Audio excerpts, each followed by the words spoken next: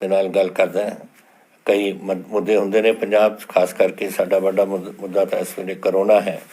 ਉਹਦੇ ਸੰਬੰਧ ਵਿੱਚ ਹੋਰ ਗੱਲਾਂ ਵੀ ਨਾਲ ਦੇ ਨਾਲ ਉੱਠ ਜਾਂਦੀਆਂ ਨੇ, ਪਰ ਪਹਿਲਾਂ ਮੈਂ ਕਰੋਨਾ 'ਤੇ ਤੁਹਾਡੇ ਨਾਲ ਕੁਝ ਜ਼ਿਕਰ ਕਰਨਾ ਚਾਹੁੰਦਾ। ਜੋ ਤੁਸੀਂ ਰੋਜ਼ ਦੇਖਦੇ ਹੋ ਟੈਲੀਵਿਜ਼ਨ 'ਚ ਔਰ ਅਖਬਾਰਾਂ 'ਚ, ਤੁਹਾਨੂੰ ਪਤਾ ਹੈ ਕਿ ਦੁਨੀਆ ਦੇ ਵਿੱਚ ਔਰ ਹਿੰਦੁਸਤਾਨ ਦੇ ਵਿੱਚ ਕਿਆ ਹਾਲਾਤ ਬਣੇ ਹੋਏ ਨੇ, ਕਿਸ ਤਰੀਕੇ ਨਾਲ ਬਹੁਤ ਤੇਜ਼ੀ ਨਾਲ ਅੱਗੇ ਵੱਧ ਰਿਹਾ। ਅੱਜ ਦੇ ਆંકੜੇ ਇਹ ਨੇ ਕਿ 5 ਲੱਖ ਤੋਂ ਉੱਪਰ ਮਰੀਜ਼ ਸਾਡੇ ਹਿੰਦੁਸਤਾਨ ਦੇ ਵਿੱਚ ਹੋ ਗਏ ਨੇ। ਕਈ ਸ਼ਹਿਰ ਨੇ, ਜੈਸੇ ਦਿੱਲੀ ਹੈ, ਆਪਣਾ ਬੰਬਈ ਹੈ, ਤਾਮਿਲਨਾਡੂ ਹੈ, ਕਈ ਨੇ ਜਿਹਦੇ ਵਿੱਚ ਆંકੜੇ ਬਹੁਤ ਵਿਗੜਦੇ ਜਾ ਰਹੇ ਨੇ। ਤਾਂ ਇਹ ਚੀਜ਼ਾਂ ਆਪਣੇ ਹੱਥ 'ਚ ਹੁੰਦੀਆਂ ਨੇ। ਹੁਣ ਪੰਜਾਬ ਦੇ ਵਿੱਚ ਅਸੀਂ ਕਾਫੀ ਦੇਰ ਤੋਂ ਮੈਂ ਤੁਹਾਨੂੰ ਦੱਸਦਾ ਰਹਿੰਦਾ ਕਿ ਕਿਹੜੇ ਕਿਹੜੇ ਕਦਮ ਆਪਾਂ ਨੂੰ ਚੱਕਣੇ ਚਾਹੀਦੇ ਨੇ। ਉਹ ਮੇਰੇ ਕਦਮ ਨਹੀਂ, ਉਹ ਜੋ ਮੈਡੀਕਲ ਫਰਟਰਨਿਟੀ ਹੈ ਪੂਰੇ ਦੁਨੀਆ ਦੀ, ਔਰ ਖਾਸ ਕਰਕੇ ਸਾਡੇ ਆਪਣੇ ਜਿਹੜੇ ਡਾਕਟਰ ਨੇ ਪੰਜਾਬ ਦੇ, ਉਹ ਤੁਹਾਨੂੰ ਬਾਰ-ਬਾਰ ਔਰ ਹਿੰਦੁਸਤਾਨ ਦੇ ਦੱਸਦੇ ਨੇ ਕਿ ਇਹਨੂੰ ਤਰੀਕਾ ਕੁਛ ਨਹੀਂ, ਕਿਉਂਕਿ ਕਿਸੇ ਨੂੰ ਪਤਾ ਨਹੀਂ ਇਹ ਬਿਮਾਰੀ ਕੀ ਹੈ, ਕਿਸੇ ਨੂੰ ਪਤਾ ਨਹੀਂ ਕਿ ਕੈਸੇ ਇਹਦਾ ਸਾਹਮਣਾ ਕਰਨਾ ਹੈ। ਪਰ ਲੇਕਿਨ ਇੱਕੋ ਹੀ ਤਰੀਕਾ ਹੈ ਇਸ ਵੇਲੇ, ਔਰ ਉਹ ਹੈ ਕਿ ਤੁਸੀਂ ਆਪਣੇ ਮਾਸਕ ਪਾ ਕੇ ਬਾਹਰ ਨਿਕਲੋ, ਤੁਸੀਂ ਹੱਥ ਧੋਓ, ਆਪਣੇ ਸੋਸ਼ਲ ਡਿਸਟੈਂਸਿੰਗ ਰੱਖੋ। ਇਹੀ ਇੱਕ ਤਰੀਕਾ ਹੈ ਜਿਹਦੇ ਨਾਲ ਆਪਾਂ ਇਸ ਨੂੰ ਰੋਕ ਸਕਦੇ ਹਾਂ। ਹੁਣ ਮੈਂ ਬਾਰ-ਬਾਰ ਤੁਹਾਨੂੰ ਇਹ ਗੱਲ ਕਹਿੰਦਾ, ਹਰ ਹਫ਼ਤੇ ਮੈਂ ਕਹਿੰਦਾ, ਤੁਸੀਂ ਆਪ ਪੜ੍ਹਦੇ ਰਹਿੰਦੇ ਹੋ, ਲੇਕਿਨ ਆਹ ਦੇਖੋ ਜੋ ਮੈਨੂੰ ਅੱਜ ਆંકੜੇ ਕੋਈ ਮਿਲੇ ਨੇ ਕਿ ਤਕਰੀਬਨ ਇਹ ਕੱਲ੍ਹ ਦੇ ਆંકੜੇ ਨੇ ਇੱਕ ਦਿਨ ਦੇ, ਕਿ 4024 ਬੰਦੇ ਨੂੰ ਚਲਾਨ ਕੀਤਾ ਗਿਆ ਹੈ ਕਿ ਆਪਣੇ ਮਾਸਕ ਨਹੀਂ ਪਾਏ। 45 ਨੂੰ ਕੀਤਾ ਹੈ ਕਿ ਤੁਸੀਂ ਥੁੱਕਦੇ ਹੋ ਪਬਲਿਕ ਪਲੇਸ 'ਚ। ਤੁਹਾਨੂੰ ਪਤਾ ਹੈ ਕਿ ਥੁੱਕ ਨਾਲ ਹੀ ਅਗਰ ਇਹ ਫੈਲਦਾ ਹੈ ਇਹ ਬਿਮਾਰੀ ਜਿਹੜੀ ਹੈਗੀ। ਔਰ ਜੋ ਸੋਸ਼ਲ ਡਿਸਟੈਂਸਿੰਗ ਕਰਨ ਵਾਸਤੇ 39 ਬੰਦਿਆਂ ਨੂੰ ਦਾ ਚਲਾਨ ਹੋਇਆ। ਹੁਣ ਇਹਦਾ ਫਾਇਦਾ ਕੀ ਹੈ? ਪਹਿਲਾਂ ਤਾਂ ਤੁਹਾਡਾ ਚਲਾਨ ਹੁੰਦਾ ਹੈ, ਤੁਹਾਨੂੰ ਪੈਸੇ ਦੇਣੇ ਪੈਣਗੇ। ਦੂਸਰਾ, ਤੁਸੀਂ ਇਹ ਬਿਮਾਰੀ ਲੈ ਸਕਦੇ ਹੋ, ਜਾਂ ਅਗਰ ਤੁਹਾਨੂੰ ਹੈ ਤਾਂ ਤੁਸੀਂ ਫੈਲਾ ਸਕਦੇ ਹੋ, ਤੁਸੀਂ ਹੋਰਾਂ ਨੂੰ ਦੇ ਸਕਦੇ ਹੋ, ਆਪਣੇ ਮੁਹੱਲੇ ਦੇ ਵਿੱਚ, ਨਾਲ ਦੇ ਘਰਾਂ ਦੇ ਵਿੱਚ, ਨਾਲ ਦੇ ਗੁਆਂਢੀਆਂ ਦੇ ਘਰਾਂ ਦੇ ਵਿੱਚ, ਆਪਣੇ ਘਰ ਦੇ ਵਿੱਚ। ਇਹ ਗੱਲਾਂ ਤੁਸੀਂ ਇਹ ਹੋ ਸਕਦੀਆਂ ਨੇ ਜਿਹਦੇ ਨਾਲ ਤੁਹਾਡੀ ਬਿਮਾਰੀ ਤੁਹਾਡੇ ਪਰਿਵਾਰ ਦੇ ਵਿੱਚ ਲੱਗ ਜੇ। ਤਾਂ ਇਹ ਇੱਕ ਮੈਂ ਇਹਨੂੰ ਐਂਟੀ ਸੋਸ਼ਲ ਗੱਲ ਕਰਦਾ, ਇਹ ਨਹੀਂ ਆਪਾਂ ਨੂੰ ਕਰਨੀ ਚਾਹੀਦੀ। ਪੰਜਾਬ ਨੂੰ ਅਗਰ ਬਚਾਉਣਾ ਹੈ, ਆંકੜੇ ਜਾ ਰਹੇ ਨੇ, ਵੱਧ ਰਹੇ ਨੇ। ਆਹ ਦੇਖ ਲਓ ਮੇਰੇ ਆંકੜੇ, ਜਿਹੜੇ ਪਹਿਲਾਂ ਆਪਣੇ ਪੰਜਾਬ ਦੇ ਵਿੱਚ ਹੁੰਦੇ ਸੀ 14, 15, 20 ਤੱਕ, ਉਹ ਹੁੰਦਾ ਸੀ। ਦੋ ਕਾਰਨ ਸੀ ਉਹਦੇ। ਇੱਕ ਤਾਂ ਔਰ ਮੇਜਰ ਕਾਰਨ ਇਹ ਸੀ ਕਿ ਸਾਡੀ ਟੈਸਟਿੰਗ ਬੜੀ ਘੱਟ ਹੁੰਦੀ ਸੀ ਉਦੋਂ। ਸਾਡੇ 700 ਤੋਂ ਸ਼ੁਰੂ ਕੀਤਾ, ਫਿਰ ਅਸੀਂ 2200 'ਤੇ ਪਹੁੰਚੇ, ਫਿਰ ਅਸੀਂ ਹੁਣ ਇਸ ਵੇਲੇ 10,000 ਦੇ ਕਰੀਬ ਸਾਡੀ ਟੈਸਟਿੰਗ ਹੋ ਰਹੀ ਹੈ। ਤਾਂ ਜਿਉਂ-ਜਿਉਂ ਟੈਸਟਿੰਗ ਵੱਧਦੀ ਜਾਂਦੀ ਹੈ ਤਾਂ ਆંકੜੇ ਤੁਹਾਡੇ ਵੱਧਦੇ ਜਾ ਰਹੇ ਨੇ। ਲੇਕਿਨ ਫਿਰ ਵੀ 128 ਨੇ, ਇਹ ਅੱਜ ਦੇ ਆંકੜੇ ਨੇ ਕਿ 128 ਬੰਦਿਆਂ ਨੂੰ ਆਪਾਂ ਨੂੰ ਨਵੇਂ ਟੈਸਟਿੰਗ ਦੇ ਵਿੱਚੋਂ ਕਨਫਰਮਡ ਕੇਸ ਨਿਕਲੇ ਨੇ। ਟੈਸਟਿੰਗ ਬਹੁਤ ਹੋਈ ਹੈ, ਲੇਕਿਨ 128 ਵੀ ਕੋਈ ਛੋਟਾ ਨੰਬਰ ਨਹੀਂ। ਅੱਜ ਤੱਕ ਪੂਰੇ ਜਿਹੜੇ ਸਾਡੇ ਕਰੋਨਾ ਦੇ ਕੇਸ ਨਿਕਲੇ ਨੇ ਉਹ ਹੈ 4957 ਕੇਸ। ਉਹਦੇ ਵਿੱਚੋਂ 3200 ਕੇਸ ਡਿਸਚਾਰਜ ਹੋ ਗਏ, ਆਪਣੀ ਉਹਨਾਂ ਦਾ ਇਲਾਜ ਹੋ ਗਿਆ ਔਰ ਉਹ ਘਰੇ ਚਲੇ ਗਏ ਵਾਪਸ। ਫਿਰ ਵੀ 1610 ਕੇਸ ਹਾਲੇ ਆਪਣੇ ਸਟੇਟ ਦੇ ਵਿੱਚ ਪਏ ਨੇ, ਜਿਹੜੇ ਹਸਪੀਟਲ ਦੇ ਵਿੱਚ ਜਾਂ ਆਈਸੋਲੇਸ਼ਨ ਵਾਰਡ ਦੇ ਵਿੱਚ ਜਾਂ ਆਪਣੇ ਹੋਮ ਕੁਆਰੰਟੀਨ ਵਗੈਰਾ ਵਿੱਚ ਪਏ ਨੇ। ਇਹਨਾਂ ਵਿੱਚੋਂ 24 ਆਪਣੇ ਆਏ ਨੇ ਔਨ ਹਾਈ ਡਿਪੈਂਡੈਂਸੀ ਯੂਨਿਟ, ਜਿਨ੍ਹਾਂ ਨੂੰ ਆਕਸੀਜਨ ਦੀ ਲੋੜ ਹੈ, ਔਰ 6 ਬੰਦੇ ਆਪਣੇ ਵੈਂਟੀਲੇਟਰ ਦੇ ਉੱਪਰ ਲੱਗੇ ਹੋਏ ਨੇ। ਹੁਣ ਇਹ ਅੱਛੀ ਗੱਲ ਨਹੀਂ, ਵੱਧਦਾ ਜਾ ਰਿਹਾ। ਇੱਕ ਸਮੇਂ ਸੀ ਕਿ ਕੋਈ ਵੈਂਟੀਲੇਟਰ 'ਤੇ ਨਹੀਂ ਆਉਂਦਾ ਸੀ। ਇੱਕ ਸਮੇਂ ਸੀ ਜਿੱਥੇ ਡਿਪੈਂਡੈਂਸੀ ਯੂਨਿਟ ਜਿਹੜੇ ਅੱਜ 24 ਨੇ ਉਹ 4 ਹੁੰਦੇ ਸੀ ਜਾਂ 2 ਹੁੰਦੇ ਸੀ। ਹੁਣ ਤੁਸੀਂ ਇਹ ਜਿਹੜਾ ਮੈਂ ਦੇਖ ਰਿਹਾ, ਇਹਦੇ ਵਾਸਤੇ ਜ਼ਿੰਮੇਵਾਰ ਆਪਾਂ ਸਾਰੇ ਹੀ ਹਾਂ, ਜਿਹੜੇ ਆਪਾਂ ਇਹ ਗੱਲਾਂ ਨਹੀਂ ਮੰਨਦੇ ਔਰ ਇਸ ਪੰਜਾਬ ਦੇ ਵਿੱਚ ਆਪਣੇ ਪੰਜਾਬ ਦੇ ਵਿੱਚ ਇਹ ਗੱਲਾਂ ਨੂੰ ਫੈਲਣ ਦੇਵਾਂਗੇ। ਹੁਣ ਇਹ ਮੈਨੂੰ ਪਤਾ ਹੈ ਕਿ ਸਿਰਫ ਇਹ ਆਪਣਾ ਹੀ ਕੰਮ ਨਹੀਂ, ਕਿਉਂਕਿ ਲੋਕ ਬਹੁਤ ਬਾਹਰੋਂ ਆ ਰਹੇ ਨੇ। ਹੁਣ 12,000 ਟਰੱਕ ਤਾਂ ਡੇਲੀ ਆਉਂਦਾ ਸਾਡੇ ਪੰਜਾਬ 'ਚ, ਸਮਾਨ ਆਉਂਦਾ ਹੈ, ਇੰਡਸਟਰੀ ਨੇ ਚੱਲਣਾ ਹੈ, ਰਾਸ਼ਨਾਂ ਦੀ ਲੋੜ ਹੈ, ਅਤੇ ਹਰ ਡੇਲੀ ਤਕਰੀਬਨ 12,000 ਟਰੱਕ ਉਰੇ ਆਉਂਦੇ ਨੇ। ਸਾਡੇ ਕੋਲ ਤਕਰੀਬਨ 6,000 ਤੋਂ ਉੱਪਰ ਗੱਡੀਆਂ ਆਉਂਦੀਆਂ ਨੇ ਜਿਹੜੀ GT ਰੋਡ ਦੇ ਵਿੱਚੋਂ ਆਉਂਦੀਆਂ ਨੇ। ਅਗਰ 3 ਬੰਦੇ ਵੀ ਬੈਠੇ ਹੋਣ, 18,000 ਤਾਂ ਉੱਥੇ ਹੀ ਹੋ ਗਏ, ਔਰ 12,000 ਦੇ ਵਿੱਚ ਦੋ ਬੰਦੇ ਤਾਂ ਹੋਣਗੇ ਟਰੱਕ 'ਚ। ਤਾਂ ਦੇਖ ਲਓ ਕਿ 24,000 ਉਹ ਹੋ ਗਿਆ, ਅਤੇ 40,000 ਬੰਦਾ ਤਾਂ ਹਰ ਦਿੱਲੀ ਹੈ, ਇੱਧਰੋਂ ਆਉਂਦਾ, ਰਾਜਸਥਾਨ ਤੋਂ ਹੋਏ, ਉੱਥੇ ਵੀ ਕੋਵਿਡ ਬਹੁਤ ਵਧਿਆ ਹੋਇਆ ਹੈ। ਦਿੱਲੀ ਭਰਿਆ ਪਿਆ ਹੈ, ਹਰਿਆਣੇ ਦੇ ਵਿੱਚ ਭਰਿਆ ਪਿਆ ਹੈ, ਹਰਿਆਣੇ ਤੋਂ ਆਪਣੇ ਤੋਂ ਦੁੱਗਣਾ ਹੈ। ਇਹਦੇ ਤੋਂ ਇਹ ਗੱਲਾਂ ਆਪਾਂ ਨੂੰ ਦੇਖਣਾ ਪਊ ਕਿ ਸਾਡੇ ਆ ਰਿਹਾ ਹੈ, ਉਸ ਨੂੰ ਉਹਦਾ ਬਚਾਓ ਕਰਨ ਵਾਸਤੇ ਆਪਾਂ ਨੂੰ ਜਿਹੜੇ ਕਦਮ ਦੱਸੇ ਗਏ ਨੇ ਉਹ ਤਾਂ ਆਪਾਂ ਫੋਲੋ ਕਰੀਏ ਤਾਂ ਕਿ ਆਪਣੇ ਪੰਜਾਬ ਨੂੰ ਆਪਾਂ ਬਚਾਈਏ। ਕਿਉਂਕਿ ਮੈਂ ਤੁਹਾਨੂੰ ਦੱਸਣਾ ਚਾਹੁੰਦਾ ਇਹ ਬਿਮਾਰੀ ਖਤਮ ਨਹੀਂ ਹੋ ਰਹੀ। ਤੁਸੀਂ ਅਗਰ ਸਮਝਦੇ ਹੋ ਕਿ ਪੰਜਾਬ ਦੇ ਵਿੱਚ ਕੰਟਰੋਲ 'ਚ ਹੈ, ਉਹ ਇਸ ਵੇਲੇ ਸਾਡੇ ਹਿੰਮਤ ਨਾਲ ਹੈ, ਤੁਹਾਡੇ ਹਿੰਮਤ ਨਾਲ, ਗਵਰਨਮੈਂਟ ਦੀ ਹਿੰਮਤ ਨਾਲ ਸਾਰੇ ਅਸੀਂ ਇਸ ਨੂੰ ਰੋਕ ਸਕੇ ਹਾਂ ਕੁਛ ਹੱਦ ਤੱਕ। ਲੇਕਿਨ ਇੱਕ ਸਮੇਂ ਆਊਗਾ ਜਦੋਂ ਪੀਕ ਆਏਗੀ ਇਸ ਦੀ। ਹੁਣ ਪੀਕ ਕਦੋਂ ਆਊਗੀ ਮੈਂ ਵੀ ਨਹੀਂ ਦੱਸ ਸਕਦਾ, ਕੋਈ ਡਾਕਟਰ ਨਹੀਂ ਦੱਸ ਸਕਦਾ। ਕੋਈ ਜੁਲਾਈ ਕਹਿੰਦੇ ਨੇ, ਕੋਈ ਅਗਸਤ ਕਹਿੰਦੇ ਨੇ, ਕੋਈ ਸਪਟੈਂਬਰ ਕਰਦੇ ਨੇ, ਕੋਈ ਨਵੰਬਰ ਤੱਕ ਕਹਿੰਦੇ ਨੇ ਕਦੋਂ ਪੀਕ ਆਊਗੀ। ਹੁਣ ਪੀਕ ਉਹ ਕੈਸੇ ਆਉਣੀ ਹੈ, ਸਾਡੇ ਪੰਜਾਬ ਕਿੱਥੇ ਤਾਈਂ ਪਹੁੰਚਣੀ ਹੈ, ਮੈਂ ਵੀ ਨਹੀਂ ਦੱਸ ਸਕਦਾ ਤੁਹਾਨੂੰ। ਇਹ ਕੋਈ ਵੀ ਨਹੀਂ ਪਤਾ। ਦੇਖੋ ਅਮਰੀਕਾ 'ਚ ਕੀ ਹੋ ਰਿਹਾ, ਲੱਖ ਤੋਂ ਉੱਪਰ ਤਾਂ ਬੰਦਾ ਮਰ ਗਿਆ ਉੱਥੇ, ਔਰ 10 ਲੱਖ ਤੋਂ ਉੱਪਰ ਤਾਂ ਕੇਸਿਸ ਹੋ ਗਏ ਨੇ ਉੱਥੇ। ਤਾਂ ਇਹ ਬੜਾ ਸੀਰੀਅਸ ਸਿਚੁਏਸ਼ਨ ਹੈ ਜੋ ਸਾਡੇ ਦੇਸ਼ 'ਚ ਹੋ ਰਿਹਾ। ਹੁਣ ਵੀ ਦਿਨ ਪਰ ਦਿਨ ਦੇਸ਼ ਦੀ ਆંકੜੇ ਵਧੀ ਜਾ ਰਹੇ ਨੇ। ਤਾਂ ਇਸ ਕਰਕੇ ਮੈਂ ਤੁਹਾਨੂੰ ਇਹ ਬੇਨਤੀ ਕਰ ਰਿਹਾ ਕਿ ਤੁਸੀਂ ਇਸ ਨੂੰ ਬੜੀ ਗੰਭੀਰਤਾ ਨਾਲ ਸੋਚੋ। ਔਰ ਇਹ ਜਿਹੜੇ ਬੰਦੇ ਹੁਣ ਆਪਣੇ ਤੁਸੀਂ 4024 ਜੋ ਕੱਲ੍ਹ ਤੁਸੀਂ ਆਪਣਾ ਚਲਾਨ ਭਰ ਰਹੇ ਹੋ ਆਪਣਾ ਮਾਸਕ ਪਾਉਣ ਵਾਸਤੇ, ਇਹ ਨਾ ਕਰੋ ਬੇਟਾ। ਇਹ ਗਲਤ ਗੱਲ ਹੈ। ਇਹਦੇ ਨਾਲ ਆਪਾਂ ਬਿਲਕੁਲ ਆਪਣਾ ਸੂਬੇ ਦੇ ਵਿੱਚ ਤਬਾਹੀ ਲਿਆਵਾਂਗੇ। ਔਰ ਹੋਰ ਚੀਜ਼ਾਂ ਵੀ ਇਹ ਛੋਟੀਆਂ ਗੱਲਾਂ ਨੇ ਜਿਹੜੀਆਂ ਤੁਸੀਂ ਕਰ ਸਕਦੇ ਹੋ ਜਿਹਦੇ ਨਾਲ ਆਪਣਾ ਪੰਜਾਬ ਬਚ ਸਕਦੇ ਹੋ। ਤਾਂ ਇਹ ਸਮਝ ਕੇ ਕਿ ਹਾਲੇ ਔਖੀ ਘੜੀ ਆਉਣੀ ਹੈ ਪੰਜਾਬ ਦੇ ਵਿੱਚ, ਤੁਸੀਂ ਅੱਜ ਤੋਂ, ਮੇਰੀ ਬੇਨਤੀ ਹੈ ਤੁਹਾਨੂੰ ਕਿ ਤੁਸੀਂ ਅੱਜ ਤੋਂ ਆਪਣੇ ਕਦਮ ਚੱਕਣ ਲੱਗ ਜਾਓ ਜਿਹਦੇ ਨਾਲ ਆਪਾਂ ਆਪਣੇ ਪੰਜਾਬ ਨੂੰ ਦੇ ਵਿੱਚ ਇਸ ਕੋਵਿਡ ਨੂੰ ਫੈਲਣ ਤੋਂ ਬਚਾਈਏ। ਇੱਕ ਤਾਂ ਇਹ ਸੀ। ਦੂਜਾ ਮੈਂ ਇੱਕ ਦੋ ਗੱਲਾਂ ਹੋਰ ਤੁਹਾਨੂੰ ਕਹਿਣਾ ਚਾਹੁੰਦਾ ਸੀ ਕਿ ਇਹ ਅੱਜ ਫਿਰ ਮੈਨੂੰ ਇੱਕ ਬੁਰੀ ਖਬਰ ਸਾਨੂੰ ਆਈ ਹੈ ਕਿ ਇੱਕ ਸਾਡਾ ਨੌਜਵਾਨ ਲਾਂਸ ਨਾਇਕ ਸਲੀਮ ਖਾਨ 58 ਇੰਜੀਨੀਅਰ ਰੈਜੀਮੈਂਟ ਸਾਡੇ ਪਟਿਆਲਾ ਬਕਾਲਾ ਹਲਕੇ ਦੇ ਵਿੱਚ ਮਰਨੇੜੀ ਪਿੰਡ ਇੱਕ ਸਾਡਾ, ਉਹਦੇ ਵਿੱਚ ਉੱਥੇ ਰਹਿੰਦਾ ਸੀ, ਉਹ ਵੀ ਲੱਦਾਖ ਦੇ ਵਿੱਚ ਸ਼ਹੀਦ ਹੋ ਗਿਆ। ਪਤਾ ਨਹੀਂ ਉਹ ਪੁਰਾਣੇ ਉਹ ਜਿਹੜੇ ਜ਼ਖਮ ਸੀ ਉਹਨੂੰ ਆਰਮੀ ਸਾਨੂੰ ਦੱਸੂਗੀ। ਲੇਕਿਨ ਉਹ ਇੱਕ ਹੋਰ ਸਾਡਾ ਨੌਜਵਾਨ ਹਿੰਦੁਸਤਾਨ ਦਾ ਅੱਜ ਸ਼ਹੀਦ ਹੋਇਆ, ਇੱਕ ਇੱਥੇ ਔਰ ਇੱਕ ਪੂਨਾ ਵਿੱਚ। ਤਾਂ 2 ਸਾਡੇ ਜਵਾਨ ਸ਼ਹੀਦ ਹੋਏ ਕਰਦੇ ਹਾਂ ਔਰ ਉਹਨਾਂ ਦੇ ਪਰਿਵਾਰਾਂ ਦੇ ਨਾਲ ਅਸੀਂ ਬਿਲਕੁਲ ਇਸ ਵੇਲੇ ਜੋ ਕੁਛ ਅਸੀਂ ਐਲਾਨ ਕੀਤਾ ਹੋਇਆ ਉਹਨਾਂ ਨੂੰ 50 ਲੱਖ ਦਾ ਜਿਹੜਾ ਅਸੀਂ ਮੁਆਵਜ਼ਾ ਦੇਣਾ ਚਾਹੁੰਦੇ ਹਾਂ ਉਸ ਪਰਿਵਾਰ ਨੂੰ। ਔਰ ਨਾਲੇ ਉਹਨਾਂ ਦਾ ਇੱਕ ਬੰਦਾ ਕੋਈ ਵੀ ਉਹਨਾਂ ਦੇ ਪਰਿਵਾਰ ਤੋਂ ਜੋ ਕੋਈ ਨੌਕਰੀ ਸਰਕਾਰੀ ਲੈਣਾ ਚਾਹੁੰਦਾ ਉਹ ਸਾਨੂੰ ਦੱਸ ਦੇਣਾ, ਅਸੀਂ ਉਹਦਾ ਜ਼ਰੂਰ ਪ੍ਰਬੰਧ ਸਾਰਾ ਕਰਕੇ ਔਰ ਸਭ ਕੁਛ ਉਹਨਾਂ ਨੂੰ ਦੇਵਾਂਗੇ। ਇਹ ਅਸੀਂ ਸਾਰੇ ਆਪਣੇ ਜੋ ਸ਼ਹੀਦ ਹੁੰਦੇ ਨੇ ਆਪਣੇ ਦੇਸ਼ ਵਾਸਤੇ, ਉਹਨਾਂ ਸਾਰਿਆਂ ਵਾਸਤੇ ਕਰਾਂਗੇ ਅਸੀਂ। ਤੀਸਰੀ ਗੱਲ, ਕੁਛ ਦਿਨਾਂ ਤੋਂ ਤੁਸੀਂ ਦੇਖਦੇ ਆਏ ਹੋ ਕਿ ਅਸੀਂ ਇੱਕ ਆਲ ਪਾਰਟੀ ਮੀਟਿੰਗ ਸੱਦੀ ਸੀ। ਉਹ ਆਲ ਪਾਰਟੀ ਮੀਟਿੰਗ ਸੱਦੀ ਸੀ ਇਸ ਲਈ ਕਿਉਂਕਿ ਸੈਂਟਰ ਨੇ ਕੁਝ ਕਦਮ ਚੱਕੇ ਨੇ ਜਿਹੜੇ ਅਸੀਂ ਸਮਝਦੇ ਹਾਂ ਕਿ ਪੰਜਾਬ ਉਹਨਾਂ ਦੇ ਖਿਲਾਫ ਹੈ। ਪੰਜਾਬ ਕਿਸਾਨੀ ਦਾ ਇੱਕ ਸੂਬਾ ਹੈ। ਅਗਰ ਪੰਜਾਬ ਦੇ ਕਿਸਾਨਾਂ ਦੇ ਖਿਲਾਫ ਹੈ ਤਾਂ ਪੰਜਾਬ ਦੇ ਸੂਬੇ ਦੇ ਖਿਲਾਫ ਨੇ।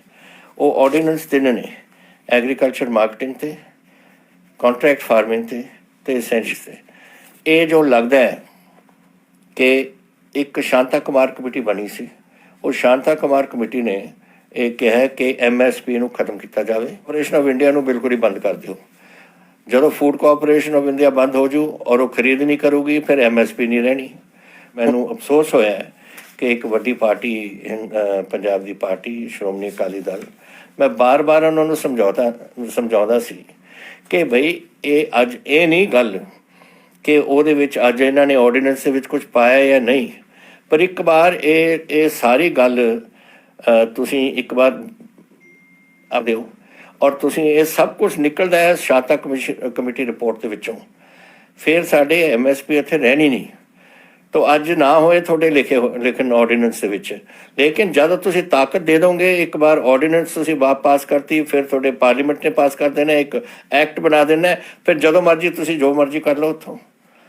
ਔਰ ਇਹ ਲੱਗ ਰਿਹਾ ਉੱਧਰ ਨੂੰ। ਔਰ ਮੈਂ ਕਿਹਾ 560 ਕਰੀਬ MP ਨੇ ਸਾਡੇ, ਉਹਦੇ ਵਿੱਚੋਂ ਤੁਸੀਂ 13 MP ਨੇ ਜਿਹੜੇ ਸਾਡੇ ਪੰਜਾਬ ਦੇ ਨੇ। ਇੱਕ ਵਾਰ ਇਹ ਹੋ ਜਾਏ ਜੋ ਅਕਾਲੀ ਦਲ ਕਹਿੰਦੇ ਨੇ ਅਸੀਂ ਗਾਰੰਟੀ ਲੈਣ, ਤੁਸੀਂ ਕੈਸੇ ਗਾਰੰਟੀ ਲੈ ਸਕਦੇ ਹੋ? ਤੁਸੀਂ ਗਾਰੰਟੀ ਕਹਿੰਦੇ ਅਸੀਂ ਅਗਰ ਇਹ ਹੋ ਜਾਏ ਫਿਰ ਮੈਂ ਤੁਹਾਨੂੰ ਦੱਸ ਦਿੰਦਾ ਕਿ ਇਹਨਾਂ ਨੇ ਨਾਲ ਦੀ ਨਾਲ ਹੀ 13 MP ਕੁਛ ਵੀ ਨਹੀਂ ਕਰ ਸਕਣਗੇ ਔਰ ਫਿਰ ਇਹ MSP ਖਤਮ ਹੋ ਜਾਣੀ ਹੈ ਸਾਡੇ ਪੰਜਾਬ 'ਚ ਔਰ ਫਿਰ ਕਿਸਾਨੀ ਸਾਡੀ ਬਿਲਕੁਲ ਔਖੀ ਘੜੀ ਦੇ ਵਿੱਚ ਸਾਨੂੰ ਲੰਘਣਾ ਪਊ। ਕੱਲ੍ਹ ਬਹੁਤ ਦਿਨ ਜਿਸ ਦਿਨ ਹੋਇਆ ਸੀ ਇਹ ਆਲ ਇੰਡੀਆ ਇਹ ਜਿਹੜੀ ਆਲ ਪਾਰਟੀ ਮੀਟਿੰਗ, ਉਹ ਦਿਨ ਸਵੇਰੇ ਹੀ ਪਤਾ ਲੱਗਿਆ ਸੀ ਕਿ ਹੁਸ਼ਿਆਰਪੁਰ ਦੇ ਮੰਡੀ 'ਚ ਮੱਕੀ 600 ਰੁਪਏ ਕੁਇੰਟਲ ਵਿਕ ਰਹੀ ਸੀ, ਜਿੱਥੇ ਜਿੱਥੇ ਹੋਣੀ ਚਾਹੀਦੀ ਹੈ 1700 ਦੇ ਕਰੀਬ। ਤੋ ਇਸ ਕਿਸਮ ਦਾ ਜਿਹੜਾ ਕੰਮ ਹੈ ਇਹ ਪਾਰਟੀਆਂ ਨੂੰ ਜ਼ਿੰਮੇਵਾਰੀ ਨਾਲ ਦੇਖਣਾ ਚਾਹੀਦਾ ਹੈ ਔਰ ਇੱਥੇ ਸਿਆਸਤ ਦੀ ਗੱਲ ਨਹੀਂ। ਸਿਆਸਤ ਮੈਨੂੰ ਯਾਦ ਹੈ ਜਦੋਂ ਸਾਡੀ ਪਿਛਲੀ ਸਰਕਾਰ ਸੀ, ਉਹ ਪਾਣੀ ਦਾ ਬਿੱਲ ਆਇਆ ਸੀ SYL ਦਾ ਬਿੱਲ, ਔਰ ਉਦੋਂ ਮੈਨੇ ਜਾ ਕੇ ਬਿੱਲ ਪਾਸ ਕਰਾਇਆ। ਸਾਰੇ ਪਾਰਟੀਆਂ ਨੇ ਮੇਰਾ ਸਾਥ ਦਿੱਤਾ, ਪੂਰੀ ਪਾਰਟੀ ਪੂਰੀ ਵਿਧਾਨ ਸਭਾ ਇੱਕ ਪਾਸੇ ਸੀਗੀ ਔਰ ਅਸੀਂ ਜਾ ਕੇ ਉਸ ਨੂੰ ਪਾਸ ਕਰਤਾ। ਮੇਰੇ ਤੇ ਮੇਰੀ ਪਾਰਟੀ ਔਖੀ ਹੋਈ। ਮੇਰੇ ਪ੍ਰਾਈਮ ਮਿਨਿਸਟਰ ਨੇ ਮੈਨੂੰ ਸੱਦਿਆ, ਡਾਕਟਰ ਮਨਮੋਹਨ ਸਿੰਘ ਜੀ ਨੇ ਮੇਰੇ ਨਾਲ ਔਖੇ ਸੀ ਕਿ ਤੁਸੀਂ ਪੂਰੇ ਹਿੰਦੁਸਤਾਨ ਦੇ ਵਿੱਚ ਜੋ ਅਸੀਂ ਕਾਨੂੰਨ ਔਰ ਜੋ ਐਕਟ ਬਣਾਇਆ ਤੁਸੀਂ ਉਹਦੇ ਖਿਲਾਫ ਜਾ ਰਹੇ ਹੋ। ਔਰ ਇਹੀ ਮੇਰੀ ਪਾਰਟੀ ਨੇ ਮੈਨੂੰ ਕਿਹਾ, ਸੋਨੀਆ ਗਾਂਧੀ ਜੀ ਨੇ ਮੈਨੂੰ ਕਿਹਾ। ਲੇਕਿਨ ਮੈਂ ਸੋਚਿਆ ਕਿ ਮੇਰੇ ਇੱਕ ਪਾਸੇ ਪਤਾ ਨਹੀਂ ਹੋ ਸਕਦਾ ਹੈ ਕਿ ਔਖੇ ਹੋ ਕੇ ਮੈਨੂੰ ਇੱਥੇ ਜਿਹੜੀ ਮੈਂ ਚੀਫ ਮਿਨਿਸਟਰ ਬਣਿਆ ਹੋਇਆ ਮੈਨੂੰ ਉੱਥੋਂ ਲਾ ਦੇਣ, ਕੋਈ ਗੱਲ ਨਹੀਂ, ਕਿਉਂਕਿ ਮੇਰਾ ਪੰਜਾਬ ਔਰ ਪੰਜਾਬ ਦੀ ਕਿਸਾਨੀ ਨੰਬਰ 1 'ਤੇ ਮੇਰੇ ਸਾਹਮਣੇ ਮੈਨੂੰ ਨਜ਼ਰ ਆ ਰਹੀ ਸੀ। ਉਹਨਾਂ ਦਾ ਕੀ ਹੋਊਗਾ ਅਗਰ ਪਾਣੀ ਖਤਮ ਹੋ ਜਾਏ ਸਾਡੇ ਪੰਜਾਬ ਦਾ, ਫਿਰ ਉਹਨਾਂ ਦਾ ਕੀ ਹੋਊਗਾ, ਫਸਲਾਂ ਕਿੱਥੋਂ ਆਉਣਗੀਆਂ, ਪੰਜਾਬ ਕਿੱਥੇ ਜਾਊਗਾ, ਕਿਸਾਨੀ ਕਿੱਥੇ ਜਾਊ ਸਾਡੀ। ਉਹੀ ਮੈਂ ਇਹਨਾਂ ਨੂੰ ਕਿਹਾ ਸੀ ਉਸ ਦਿਨ ਕਿ ਆਪਣੇ ਆਪ ਤੇ ਤੁਸੀਂ ਤੁਹਾਡੀ ਅਗਰ ਐਰ ਅੰਡਰਸਟੈਂਡਿੰਗ ਦੂਜੀ ਪਾਰਟੀ ਨਾਲ, ਤੁਸੀਂ BJP ਦੇ ਸਾਥੀ ਹੋ, ਦਿੱਲੀ ਦੇ ਵਿੱਚ ਤੁਹਾਡੇ ਮਿਨਿਸਟਰ ਬੈਠੇ ਨੇ, ਅਗਰ ਉਹਦੇ ਕਰਕੇ ਤੁਹਾਨੂੰ ਔਖ ਹੈ ਤਾਂ ਉਹਨੂੰ ਪਾਸੇ ਛੱਡੋ, ਆਪਣੇ ਦਿਲ ਦੀ ਗੱਲ ਕਰੋ। ਔਰ ਦਿਲ ਦੀ ਗੱਲ ਹੈ ਕਿ ਇਹ ਜਿਹੜਾ ਹੈ ਇਹ ਆਰਡੀਨੈਂਸ ਖਰਾਬ ਨੇ, ਲੇਕਿਨ ਨਹੀਂ ਮੰਨੇ ਸਾਡੇ। ਔਰ ਹੁਣ ਤੁਸੀਂ ਦੇਖਦੇ ਰਹਿਣਾ, ਅਸੀਂ ਤਾਂ ਇਹਦੇ ਖਿਲਾਫ ਜਾ ਰਹੇ ਹਾਂ, ਅਸੀਂ ਇਹਦੇ ਬਿਲਕੁਲ ਅਸੀਂ ਇਹਦੇ ਨਾਲ ਸਾਥ ਨਹੀਂ ਕਰਨਾ। ਲੇਕਿਨ ਅਗਰ ਇਹ ਪਾਸ ਹੋ ਜਾਊਗਾ ਤਾਂ ਫਿਰ ਤੁਸੀਂ ਯਾਦ ਰੱਖੋ ਮੇਰੀਆਂ ਗੱਲਾਂ ਜਿਹੜੀਆਂ ਅੱਜ ਮੈਂ ਕਹਿ ਰਿਹਾ ਕਿ ਬਿਲਕੁਲ ਸਾਡੀ ਕਿਸਾਨੀ ਨੂੰ ਖਰਾਬ ਕਰਕੇ ਛੱਡਣਗੇ ਇਹ ਸ਼੍ਰੋਮਣੀ ਅਕਾਲੀ ਦਲ ਵਾਲੇ, ਸਿਰਫ ਇਸ ਲਈ ਕਿ ਅਸੀਂ BJP ਦੇ ਨਾਲ ਆਪਣਾ ਰਿਸ਼ਤਾ ਨਹੀਂ ਤੋੜਨਾ। ਦੇਖ ਲਓ, ਉਹਨਾਂ ਦੀ ਮਰਜ਼ੀ ਹੈ, ਅੰਤ ਵਿੱਚ ਤਾਂ ਤੁਹਾਡੇ ਕੋਲ ਹੀ ਆਉਣਗੇ, ਤੁਸੀਂ ਫਿਰ ਉਹਨਾਂ ਨੂੰ ਸਮਝਾ ਦੇਣਾ। ਹੁਣ ਮੈਂ ਆਉਣਾ ਚਾਹੁੰਦਾ ਤੁਹਾਡੇ ਕੁਝ ਸਵਾਲਾਂ 'ਤੇ ਜਿਹੜੇ ਤੁਸੀਂ ਮੈਨੂੰ ਅੱਜ ਕੀਤੇ ਨੇ। ਬਹੁਤ ਸਵਾਲ ਆਉਂਦੇ ਨੇ, ਫਿਰ ਸਾਡੀ ਜਿਹੜੇ ਟੀਮ ਹੈ ਉਹ ਬਹਿੰਦੀ ਹੈ ਔਰ ਬਹਿ ਕੇ ਜਿਹੜੇ ਇੱਕੋ ਕਿਸੇ ਚੀਜ਼ 'ਤੇ ਜ਼ਿਆਦਾ ਸਵਾਲ ਹੋਣ ਉਹ ਸਵਾਲਾਂ ਨੂੰ ਫਿਰ ਕੱਢ ਕੇ ਬਾਹਰ ਲਿਆਉਂਦੇ ਨੇ। ਅਤੇ ਮੈਂ ਉਹ ਗੱਲ ਤੁਹਾਡੇ ਕੋਲ ਹੁਣੇ ਆ ਰਹੀ ਹੈ ਪਠਾਨਕੋਟ ਤੋਂ। ਦੀਪਕ ਠਾਕੁਰ ਜੀ ਨੇ ਕਿਹਾ ਕਿ ਸਾਡੇ ਕੋਲ ਇੱਕ ਕੋਆਪਰੇਟਿਵ ਬੈਂਕ ਸੀ ਔਰ ਉਹ ਬੈਂਕ ਦੇ ਵਿੱਚ ਹੁਣ ਗੜਬੜ ਹੋ ਗਈ। ਅਸੀਂ ਬਹੁਤ ਲੋਕ ਨੇ ਜਿਨ੍ਹਾਂ ਨੇ ਅਸੀਂ ਉਹਦੇ ਵਿੱਚ ਆਪਣਾ ਪੈਸਾ ਪਾਇਆ ਸੀ, ਕੀ ਹੋਊਗਾ ਸਾਡਾ। ਮੈਂ ਤੁਹਾਨੂੰ ਦੱਸਣਾ ਚਾਹੁੰਦਾ ਕਿ ਸਾਡੇ ਕੋਆਪਰੇਟਿਵ ਮਹਿਕਮੇ ਨੇ ਇੱਕ ਬੰਦਾ ਨਿਯੁਕਤ ਕੀਤਾ ਜੋ ਇਸ ਗੱਲ ਨੂੰ ਦੇਖ ਰਿਹਾ। ਪੈਸੇ ਵਾਪਸ ਆ ਰਹੇ ਨੇ, ਲਏ ਜਾ ਰਹੇ ਨੇ ਲੋਕਾਂ ਤੋਂ ਜਿਨ੍ਹਾਂ ਨੇ ਇੱਥੇ ਇਸ ਬੈਂਕ ਨੂੰ ਖਰਾਬ ਕੀਤਾ, ਔਰ ਬੜੀ ਜਲਦੀ ਹੀ ਅਸੀਂ ਇਸ ਬੈਂਕ ਨੂੰ ਠੀਕ ਕਰਾ ਕੇ ਤੁਹਾਡੇ ਪੈਸੇ ਕਿਤੇ ਨਹੀਂ ਜਾਂਦੇ, ਅਸੀਂ ਜਾਣ ਨਹੀਂ ਦੇਵਾਂਗੇ, ਅਸੀਂ ਪੂਰਾ ਧਿਆਨ ਰੱਖਾਂਗੇ ਇਹਦੇ 'ਤੇ। ਤੋ ਇਹ ਨਾ ਤੁਸੀਂ ਫਿਕਰ ਕਰੋ ਦੀਪਕ ਜੀ, ਇਹ ਤੁਹਾਡਾ ਜੋ ਤੁਸੀਂ ਇਨਵੈਸਟਮੈਂਟ ਕੀਤੀ ਹੈ ਇਹਦੇ 'ਚ ਉਹ ਬਿਲਕੁਲ ਠੀਕ ਰਹੇਗੀ, ਤੁਸੀਂ ਪੈਸੇ ਨਹੀਂ ਗਵਾਓਗੇ ਆਪਣੇ। ਇਹ ਅਬੋਹਰ ਤੋਂ ਵਿਸ਼ਾਲ ਠਾਕੁਰ ਜੀ ਮੈਨੂੰ ਕਹਿੰਦੇ ਨੇ, ਪਿਛਲੀ ਵਾਰ ਵੀ ਆਇਆ ਸੀ ਇਹ ਸਵਾਲ ਕਿ ਅਬੋਹਰ ਤੋਂ ਕਿ ਬੜੇ ਲੰਬੇ ਪਾਵਰ ਕੱਟ ਹੁੰਦੇ ਨੇ। ਮੈਂ ਚੈੱਕ ਕਰ ਰਿਹਾ ਕਿ ਕਿਉਂ। ਸਾਰੇ ਪੰਜਾਬ ਤਾਂ ਹੁੰਦਾ ਨਹੀਂ, ਕਦੇ ਟ੍ਰਿਪਿੰਗ ਹੋ ਜਾਂਦੀ ਹੈ, ਉਹ ਵੱਖਰੀ ਗੱਲ ਹੈ, ਲੇਕਿਨ ਖਾਸ ਕਰਕੇ ਅਬੋਹਰ ਕਿਉਂ ਇਹ ਗੱਲ ਹੈ। ਔਰ ਮੈਂ ਹੁਣ ਬਿਜਲੀ ਬੋਰਡ ਨੂੰ ਇਹ ਸਵਾਲ ਕਰਕੇ ਮੈਂ ਜਵਾਬ ਲਊਂਗਾ ਔਰ ਅਗਲੀ ਵਾਰ ਮੈਂ ਤੁਹਾਨੂੰ ਦੇਵਾਂਗਾ ਕਿ ਕੀ ਕਾਰਨ ਹੈ ਕਿ ਅਬੋਹਰ ਦੇ ਵਿੱਚ ਕਿਉਂ ਹੋ ਰਿਹਾ।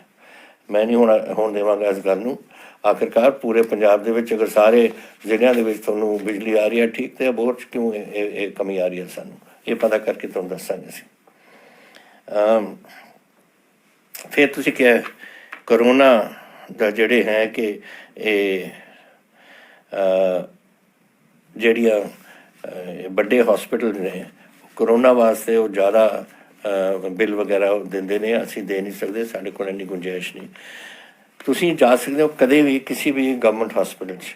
ਕਰੋਨੇ ਦਾ ਅਸੀਂ ਬਹੁਤ ਉੱਥੇ ਪ੍ਰਬੰਧ ਕੀਤਾ ਹੋਇਆ ਹੈ ਔਰ ਤੁਹਾਡੀ ਉੱਥੇ ਟਰੀਟਮੈਂਟ ਬਿਲਕੁਲ ਫ੍ਰੀ ਹੈ, ਟੈਸਟਿੰਗ ਵੀ ਫ੍ਰੀ ਹੈ, ਕੋਈ ਤੁਹਾਨੂੰ ਪੈਸਾ ਦੇਣ ਦੀ ਲੋੜ ਨਹੀਂ ਔਰ ਟਰੀਟਮੈਂਟ ਵੀ ਤੁਹਾਡੀ ਫ੍ਰੀ ਹੈ। ਜਿੱਥੇ ਤਾਈਂ ਵੱਡੇ ਹਸਪਤਾਲਾਂ ਦਾ ਮਸਲਾ ਅਸੀਂ ਇਹਨਾਂ ਨੂੰ ਟੇਕਅਪ ਕੀਤਾ ਹੋਇਆ, ਨੈਸ਼ਨਲ ਲੈਵਲ 'ਤੇ ਵੀ ਟੇਕਅਪ ਹੋ ਰਿਹਾ, ਅਸੀਂ ਵੀ ਕਰ ਰਹੇ ਹਾਂ। कि ये तुसीं नहीं कर सकते कि इस तरीके नाल ये पैसे गरीबां तो तुसीं लो ਵੱਡੀ ਇੱਕ ਕੋਈ ਬਿਮਾਰੀ ਵਾਸਤੇ। ਸੋ ਜਦੋਂ ਸਾਡੇ ਨਾਲ ਉਹਨਾਂ ਦੇ ਨਾਲ ਗੱਲ ਹੋਈ ਨਹੀਂ ਹੈ, ਡਾਕਟਰ ਤੁਸੀਂ ਦੇਖਿਆ ਹੋਣਾ ਕਿ ਮੈਡੀਕਲ ਜਿਹੜੀ ਸਾਡੀ ਐਸੋਸੀਏਸ਼ਨ ਹੈ ਪੰਜਾਬ ਦੀ, ਉਹ ਮੈਨੂੰ ਮਿਲਣਾ ਚਾਹੁੰਦੇ ਨੇ, ਮੈਂ ਵੀ ਮਿਲੂੰਗਾ, ਲੇਕਿਨ ਉਸ ਤੋਂ ਪਹਿਲਾਂ ਸਾਡਾ ਮਹਿਕਮਾ ਵੀ ਮਿਲੂ ਔਰ ਅਸੀਂ ਇਹਨਾਂ ਦਾ ਕੋਈ ਹੱਲ ਕੱਢਾਂਗੇ ਕਿ ਦੇयर हैज़ टू बी सिस्टम, ਕੋਈ ਸਿਸਟਮ ਹੋਣਾ ਚਾਹੀਦਾ। ਇਹ ਨਹੀਂ ਕਿ ਤੁਸੀਂ ਲੋਕਾਂ ਨੂੰ ਲੁੱਟਣ ਲੱਗ ਜਾਓ ਕਿਉਂਕਿ ਬਿਮਾਰੀ ਇਹਦੀ ਫੈਲ ਰਹੀ ਹੈ ਇੱਥੇ, ਇਹਦਾ ਵੀ ਹੱਲ ਅਸੀਂ ਕੱਢਾਂਗੇ। ਇੱਕ ਤੁਸੀਂ ਅਮਰਜੀਤ ਜੀ ਚੀਮਾ ਜਨਰਲ ਤੋਂ ਮੈਨੂੰ ਕਿਹਾ ਕਿ ਸਾਡੇ SUV ਗੱਡੀ 'ਚ 4 ਮੈਂਬਰ ਤੁਸੀਂ ਅਲਾਉ ਕਰ ਦਿਓ ਬੈਠਣ ਨੂੰ। ਬੇਟਾ ਤੁਸੀਂ ਜ਼ਿਆਦਾ 4 ਬੰਦੇ ਕਿਉਂ, ਆਪਣੇ ਪਰਿਵਾਰ ਨੂੰ ਸਾਰਿਆਂ ਨੂੰ ਉੱਥੇ ਬਿਠਾ ਲਓ। ਤੁਹਾਡੇ 4 ਸਾਹਮਣੇ ਦੀ ਸੀਟ ਹੈ, ਵਿਚਾਲੀ ਸੀਟ ਹੈ, ਪਿਛਲੀ ਸੀਟ ਹੈ, ਪਰ ਫੈਮਿਲੀ ਦੇ ਰਹੇ ਹੋਣ। ਇਹ ਨਹੀਂ ਕਿ ਤੁਸੀਂ ਫੈਮਿਲੀ ਵਰਤ ਕੇ ਤੁਸੀਂ ਹੋਰਾਂ ਨੂੰ ਬਿਠਾਉਣ ਲੱਗ ਜਾਓ। ਅਗਰ ਤੁਹਾਡੇ ਫੈਮਿਲੀ 5 ਮੈਂਬਰ ਨੇ ਜਾਂ 6 ਮੈਂਬਰ ਨੇ, ਸ਼ੌਪ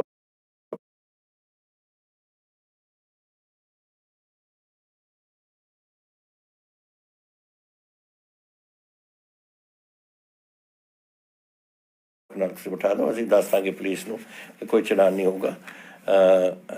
ਇਹ ਆਪਣੀ ਫੈਮਿਲੀ ਵਾਸਤੇ ਕੋਈ ਵੀ ਆਪਣੇ ਬੰਦਿਆਂ ਨੂੰ ਉੱਥੇ ਬੱਚਿਆਂ ਨੂੰ ਲਿਜਾ ਸਕੂ ਨਾਲ। ਇੱਕ ਤੁਸੀਂ ਮੈਨੂੰ ਪੁੱਛਿਆ ਸੀ JNU ਐਗਜ਼ਾਮਸ, ਇਹ ਹੈ ਪ੍ਰਿੰਸ ਗੁਰਦਾਸਪੁਰ ਤੋਂ, ਲਾਈਕ ਮਹਾਰਾਸ਼ਟਰ, ਹਰਿਆਣਾ, ਦਿੱਲੀ ਵਗੈਰਾ ਨੇ, ਇਹਨਾਂ ਨੇ ਬਿਲਕੁਲ ਕੈਂਸਲ ਕਰ ਦਿੱਤੀ। ਸਾਡਾ ਇੱਕ ਯੂਨੀਵਰਸਿਟੀਜ਼ ਦੇ ਇੱਕ ਮੀਟਿੰਗ ਹੋ ਰਹੀ ਸੀ, ਪਤਾ ਨਹੀਂ ਅੱਜ ਹੋਣੀ ਸੀ ਜਾਂ ਕੱਲ੍ਹ ਸਵੇਰੇ ਹੈਗੀ, ਜਿੱਥੇ ਇਹ ਯੂਨੀਵਰਸਿਟੀ ਗ੍ਰਾਂਟਸ ਕਮਿਸ਼ਨ ਨੂੰ ਲਿਖ ਕੇ ਪ੍ਰੋਪਰ ਤਰੀਕੇ ਨਾਲ ਅਸੀਂ ਪਰਮਿਸ਼ਨ ਲੈ ਕੇ ਇਹ ਦੇਖਾਂਗੇ ਕਿ ਕੈਂਸਲ ਹੁੰਦੀ ਹੈ ਜਾਂ ਨਹੀਂ। ਜੋ ਪਤਾ ਲੱਗ ਰਿਹਾ ਹੈ ਇਸ ਵੇਲੇ, ਜੋ ਦਿੱਲੀ 'ਚ ਫੈਸਲਾ ਹੋ ਰਿਹਾ ਹੈ ਕਿ ਐਗਜ਼ਾਮ ਕੈਂਸਲ ਹੋਣੇ ਚਾਹੀਦੇ ਨੇ, ਲੇਕਿਨ ਜਦੋਂ ਤਾਈਂ ਸਾਡੇ ਵਾਈਸ ਚਾਂਸਲਰ ਸਾਡੇ ਮੀਟਿੰਗ ਕਰਕੇ ਸਾਡੇ ਐਜੂਕੇਸ਼ਨ ਮਹਿਕਮੇ ਦੇ ਨਾਲ ਇਸ ਨੂੰ ਆਪਣਾ ਫੈਸਲਾ ਨਹੀਂ ਕਰਦੇ ਤਾਂ ਮੈਂ ਤੁਹਾਨੂੰ ਅੱਜ ਕੋਈ ਕੰਕਰੀਟ ਇਹਦਾ ਜਵਾਬ ਨਹੀਂ ਦੇ ਸਕਦਾ। ਉਹ ਜੈਸੇ ਹੀ ਪਤਾ ਲੱਗ ਜੂ ਸਾਨੂੰ ਕਿ ਉਹ ਫੈਸਲੇ ਕੀ ਹੋਇਆ ਇਸ ਕਮੇਟੀ 'ਚ, ਅਸੀਂ ਤੁਹਾਨੂੰ ਇਤਲਾਹ ਕਰ ਦਾਂਗੇ, ਲੇਕਿਨ ਜ਼ਿਆਦਾ ਦੇਰ ਨਹੀਂ ਤੁਹਾਨੂੰ ਵੇਟ ਕਰਨਾ ਪਊਗਾ। ਤੁਸੀਂ ਕਹਿ ਰਹੇ ਹੋ ਕਿ ਅਸੀਂ ਬੜੇ ਦਿਨਾਂ ਦੇ ਇੰਤਜ਼ਾਰ ਕਰ ਰਹੇ ਹਾਂ, ਸਿਰਫ 2 ਜਾਂ 3 ਦਿਨ ਦੀ ਲੋੜ ਹੈ। ਜਦੋਂ ਇਹ ਫੈਸਲਾ ਹੋ ਜੂ ਤੁਹਾਨੂੰ ਦੱਸਿਆ ਜਾਊਗਾ। ਕਰਨ ਸ਼ਰਮਾ ਜੀ ਲੁਧਿਆਣੇ ਦੇ ਕਹਿ ਰਹੇ ਨੇ ਕਿ ਸਾਡੇ ਤੁਹਾਡੇ ਮਿਨਿਸਟਰ ਨੇ, ਹੈਲਥ ਮਿਨਿਸਟਰ ਨੇ ਕਿਹਾ ਹੈ ਕਿ ਫਿਰ ਸਾਨੂੰ ਅੱਗੇ ਸ਼ਾਇਦ ਲੋਕਡਾਊਨ ਵਧਾਉਣਾ ਪਵੇ। ਦੇਖੋ ਬੇਟਾ, ਇਹ ਤੁਹਾਡੇ 'ਤੇ ਹੈ, ਮੇਰੇ 'ਤੇ ਹੈ, ਸਾਰੇ ਪੰਜਾਬ 'ਤੇ ਹੈ। ਅਗਰ ਆਪਾਂ ਕੰਟਰੋਲ ਕਰ ਜਾਈਏ ਫਿਰ ਲੋਕਡਾਊਨ ਦੀ ਕੀ ਲੋੜ ਹੁੰਦੀ ਹੈ? ਜਦੋਂ ਤੁਸੀਂ ਕੰਟਰੋਲ ਕਰ ਲਓਗੇ ਸਾਰੀ ਚੀਜ਼ਾਂ ਨੂੰ, ਜੈਸੇ ਮੈंने ਕਿਹਾ, ਫਿਰ ਲੋਕਡਾਊਨ ਦੀ ਲੋੜ ਨਹੀਂ। ਲੇਕਿਨ ਅਗਰ ਇਹ ਵਿਗੜਦਾ ਜਾਊਗਾ ਫਿਰ ਸਾਨੂੰ ਫਿਰ ਸੋਚਣਾ ਪਊ। ਸੋ ਇਹ ਮੈਂ ਆਪਣੇ ਪੰਜਾਬ ਨੂੰ ਔਰ ਤੁਹਾਨੂੰ ਬਚਾਉਣਾ ਹੈ। ਪੰਜਾਬ ਕੀ ਹੈ? ਪੰਜਾਬ ਲੋਕਾਂ ਦਾ ਪੰਜਾਬ ਹੈ। ਪੰਜਾਬੀ ਰਹਿੰਦੇ ਨੇ ਪੰਜਾਬ ਦੇ ਵਿੱਚ, ਔਰ ਤੁਸੀਂ ਉਹ ਪੰਜਾਬੀ, ਮੈਂ ਪੰਜਾਬੀ। ਅਸੀਂ ਤਾਂ ਆਪਣੇ ਆਪ ਨੂੰ, ਆਪਣੇ ਬੱਚਿਆਂ ਨੂੰ, ਆਪਣੇ ਪਰਿਵਾਰਾਂ ਨੂੰ, ਸਾਰਿਆਂ ਨੂੰ ਸੰਭਾਲਣਾ ਹੈ। ਸੋ ਦੈਟ ਇਜ਼ ਵਾਈ ਤੁਸੀਂ ਅਗਰ ਇਸ ਨੂੰ, ਮੇਰੀ ਗੱਲ ਗੰਭੀਰਤਾ ਨਾਲ ਲੈ ਕੇ ਤੁਸੀਂ ਇਸ ਕੋਵਿਡ ਨੂੰ ਆਪਾਂ ਰੋਕ ਸਕੀਏ ਤਾਂ ਫਿਰ ਆਪਾਂ ਨੂੰ ਲੋਕਡਾਊਨ ਦੀ ਲੋੜ ਨਹੀਂ। ਫਿਰ ਮੈਨੂੰ ਸੋਚਣਾ ਪਊ ਕਿ ਕੈਸੇ ਕਰਨਾ ਹੈ, ਕਿਉਂਕਿ ਮੈਂ ਇੱਥੇ ਪੰਜਾਬ ਨੂੰ ਖਰਾਬ ਨਹੀਂ ਹੋਣ ਦੇਵਾਂਗਾ। ਮੈਂ ਆਪਣੇ ਪੰਜਾਬੀਆਂ ਨੂੰ ਇਹ ਕੋਵਿਡ ਨਹੀਂ ਲੱਗਣ ਦੇਣੀ ਔਰ ਆਪਣੇ ਬੱਚਿਆਂ ਨੂੰ ਕੋਵਿਡ ਨਹੀਂ ਲੱਗਣ ਦੇਣੀ। ਇਸ ਕਰਕੇ ਤੁਹਾਨੂੰ ਥੋੜ੍ਹਾ ਇਸ 'ਤੇ ਧਿਆਨ ਦਿਓ ਤੁਸੀਂ। ਭੁਪਿੰਦਰ ਸਿੰਘ ਜੀ ਸਰਾਹ ਪਾਤਰਾਂ ਤੋਂ ਪੁੱਛਦੇ ਨੇ ਕਿ ਸਾਡੇ ਮੇਰੇ ਪਿੰਡ ਹਰਿਆਈ ਖੁਰਦ ਹੈ ਔਰ ਉੱਥੋਂ ਪਾਤਰਾਂ ਜਾਣਾ ਪੈਂਦਾ, ਕੋਈ ਬੱਸਾਂ ਨਹੀਂ ਹੈ। ਹੁਣ ਇਹ ਬੱਸਾਂ ਜਿਹੜੀਆਂ ਮਿਨੀ ਬੱਸਿਸ ਆਮ ਤੌਰ 'ਤੇ ਪਿੰਡਾਂ ਤੋਂ ਲੈ ਜਾਂਦੀਆਂ ਨੇ ਪਾਤਰਾਂ, ਔਰ ਉੱਥੋਂ ਵੱਡੀਆਂ ਬੱਸਾਂ ਅੱਗੇ ਲੈ ਜਾਂਦੀਆਂ ਨੇ, ਇਹ ਇਸ ਲਈ ਮੇਰਾ ਖਿਆਲ ਨਹੀਂ ਚੱਲ ਰਹੀਆਂ ਕਿਉਂਕਿ ਪੈਟਰੋਲ ਹੋ ਗਿਆ ਬਹੁਤ ਮਹਿੰਗਾ, ਡੀਜ਼ਲ ਹੋ ਗਿਆ ਬਹੁਤ ਮਹਿੰਗਾ, ਔਰ ਅਸੀਂ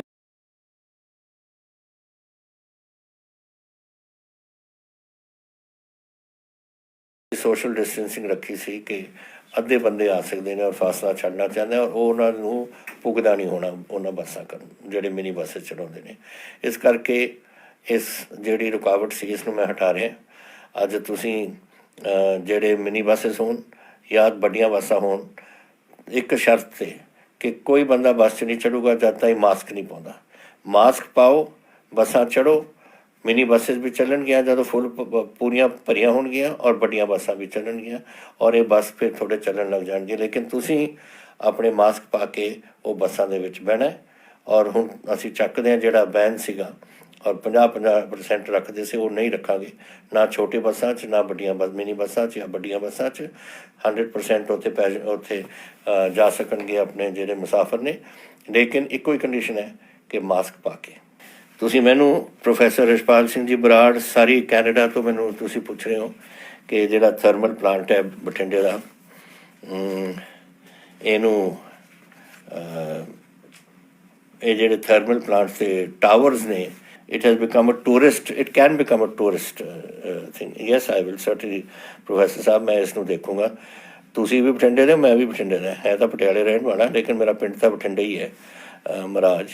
ਤੋ ਆਈ ਐਮ ਵੈਰੀ ਹੈਪੀ ਕਿ ਤੁਸੀਂ ਇਸ ਬਠਿੰਡੇ ਸਾਡੇ ਬਠਿੰਡੇ ਨੂੰ ਬਿਲਕੁਲ ਦੇਖਣਾ ਚਾਹੁੰਦੇ ਹੋ ਔਰ ਇੱਕ ਹੈਰੀਟੇਜ ਸਿਸਟਮ ਨਾਲ ਦੇਖਣਾ ਚਾਹੁੰਦੇ ਹੋ।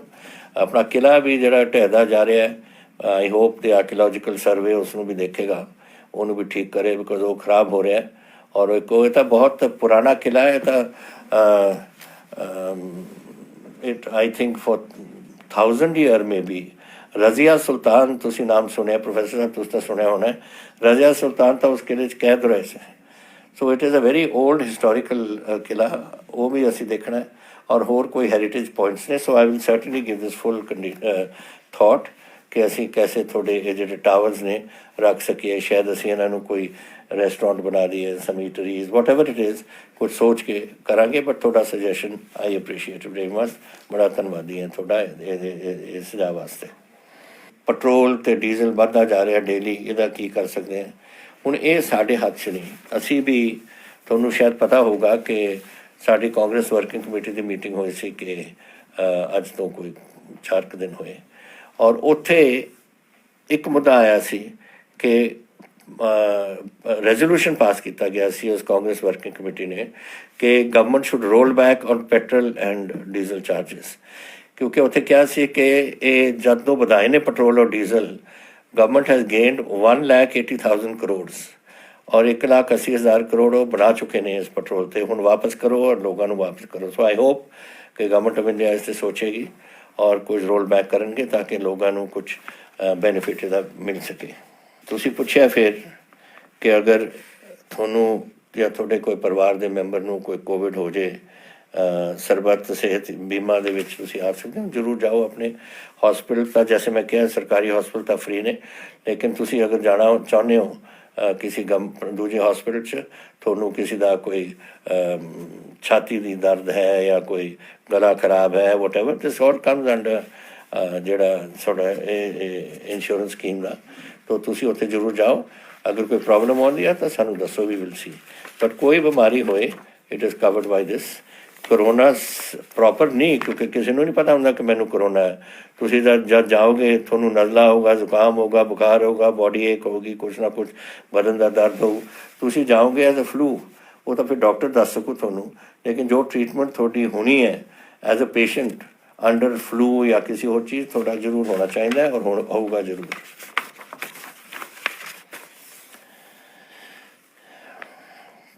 ਗੁਰਪ੍ਰੀਤ ਗਿੱਲ ਜੀ ਲੁਧਿਆਣੇ ਤੋਂ ਮੈਨੂੰ ਪੁੱਛ ਰਹੇ ਨੇ ਕਿ ਤੁਸੀਂ ਪੱਖੋਵਾਲ ਦੀ ਸੜਕ ਜਿਹੜੀ ਹੈ ਸ਼ਹੀਦ ਕਰਤਾਰ ਸਿੰਘ ਸਰਾਭਾ ਦੇ ਨਾਮ 'ਤੇ ਰੱਖੀ ਹੈ, ਹਲਵਾੜਾ ਏਅਰਪੋਰਟ ਨੂੰ ਵੀ ਤੁਸੀਂ ਉਹਨਾਂ ਦੇ ਨਾਂ 'ਤੇ ਰੱਖੋ। ਬਹੁਤ ਤੁਹਾਡਾ ਸੁਝਾਅ ਅੱਛਾ ਹੈ, ਲੇਕਿਨ ਇਹ ਗੱਲਾਂ ਜਿਹੜੀਆਂ ਹੁੰਦੀਆਂ ਨੇ ਇਹ ਸਾਡੇ ਵਾਸਤੇ ਗੱਲ ਨਹੀਂ। ਇਹ ministry of civil aviation government of India ਕਰਦੀ ਹੈ ਔਰ ਹੋਮ ਮਿਨਿਸਟਰੀ ਵਗੈਰਾ ਨਾਲ। ਲੇਕਿਨ ਜੈਸੇ ਅਸੀਂ ਮੋਹਾਲੀ ਦੀ ਜਿਹੜਾ ਏਅਰਪੋਰਟ ਹੈ ਉਹ ਸ਼ਹੀਦ ਭਗਤ ਸਿੰਘ ਦੇ ਨਾਂ ਅਸੀਂ ਰੱਖਣਾ ਚਾਹੁੰਦੇ ਹਾਂ, ਉਹ ਵੀ ਅਸੀਂ ਉਹਨਾਂ ਨੂੰ ਗਵਰਨਮੈਂਟ ਆਫ ਇੰਡੀਆ ਨੂੰ ਲਿਖਿਆ ਹੋਇਆ। ਅਤੇ ਇੱਥੇ ਵੀ ਤੁਹਾਡਾ ਜਿਹੜਾ ਇਹ ਆਪਣਾ ਹਲਵਾੜਾ ਏਅਰਪੋਰਟ ਹੈ, ਇਹ ਤੁਹਾਡਾ ਅੱਛਾ ਸੁਝਾਅ ਹੈ। ਅਸੀਂ ਏਅਰਪੋਰਟ ਨੂੰ ਟੇਕਅਪ ਕਰਾਂਗੇ ਗਵਰਨਮੈਂਟ ਆਫ ਇੰਡੀਆ ਨਾਲ, ਔਰ ਫਿਰ ਅਸੀਂ ਤੁਹਾਨੂੰ ਦੱਸਾਂਗੇ ਜਦੋਂ ਗਵਰਨਮੈਂਟ ਬਣ ਜਾਂਦੀ ਹੈ। ਰਮਨ ਸਿੱਧੂ ਜੀ ਬਠਿੰਡੇ ਤੋਂ ਕਹਿੰਦੇ ਨੇ ਕਿ ਬੱਸ ਪਰਮਿਟ ਸਾਨੂੰ, ਤੁਸੀਂ ਕਿਹਾ ਸੀ ਕਿ ਤੁਸੀਂ ਸਾਨੂੰ ਬੱਸ ਪਰਮਿਟ ਦੇ ਸਕੋਗੇ, ਪਤਾ ਨਹੀਂ ਤੁਹਾਨੂੰ ਕੈਸੇ ਨਹੀਂ ਪਤਾ ਲੱਗਿਆ। ਇਹ ਤਾਂ ਅਨਾਊਂਸ ਹੋ ਚੁੱਕਿਆ ਸੀ ਔਰ 30 ਜੂਨ ਸਾਡੀ ਲਾਸਟ ਡੇਟ ਸੀ ਕਿ ਤੁਸੀਂ ਆਪਣੇ ਮਿਨੀ ਬੱਸਿਸ ਦੀ ਆਪਣੀ ਲੈ ਸਕੋ। ਔਰ ਮੇਰਾ ਖਿਆਲ 30 ਜੂਨ ਤੱਕ ਤੁਸੀਂ ਅਗਰ ਅਪਲਾਈ ਨਹੀਂ ਕੀਤਾ, ਮੈਂ ਅੱਜ ਮਹਿਕਮੇ ਨੂੰ ਜ਼ਰੂਰ ਕਹੂੰਗਾ ਕਿ 15 ਦਿਨ ਤੁਹਾਨੂੰ ਹੋਰ ਦੇ ਦੇਣ। 15 ਜੁਲਾਈ ਤਾਈਂ ਅਸੀਂ, ਕਿਉਂਕਿ ਕੋਵਿਡ ਚੱਲ ਰਿਹਾ, ਕਈ ਲੋਕਾਂ ਨੂੰ ਸ਼ਾਇਦ ਖਬਰ ਨਹੀਂ ਆਈ ਹੋਣੀ, ਅਖਬਾਰ ਨਹੀਂ ਪਹੁੰਚੇ, ਤਾਂ ਤੁਸੀਂ 15 ਜੁਲਾਈ ਤਾਈਂ ਅਸੀਂ ਲੈ ਜਾਵਾਂਗੇ। ਤੁਸੀਂ ਹੁਣ ਅਪਲਾਈ ਕਰ ਦਿਓ। ਅਸੀਂ ਦੇ ਰਹੇ ਹਾਂ ਮਿਨੀ ਪਰਮਿਟਸ ਅਨਇੰਪਲੋਇਡ ਯੂਥ ਵਾਸਤੇ, ਜਿਨ੍ਹਾਂ ਨੇ ਲੈਣਾ ਤੁਸੀਂ ਜਾ ਕੇ ਉੱਥੇ ਅਪਲਾਈ ਕਰਕੇ ਲੈ ਲਓ।